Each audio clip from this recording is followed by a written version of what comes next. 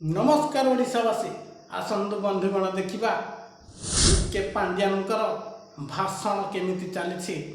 चलतु देखा 10 वर्ष वाला काम करछंती कौन है 10 वर्ष वाला काम करछंती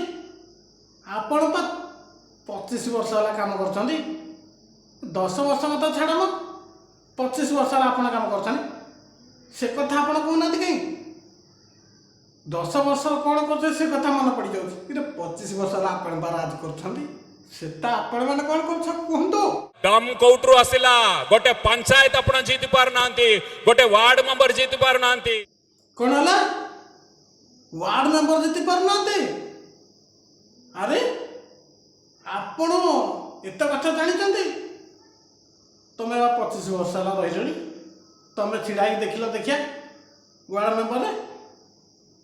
डरिकी आसिले ढेंकानाल रु संबलपुर आपण को कोठी साहस आसिल अरे किए डरिकी आसिला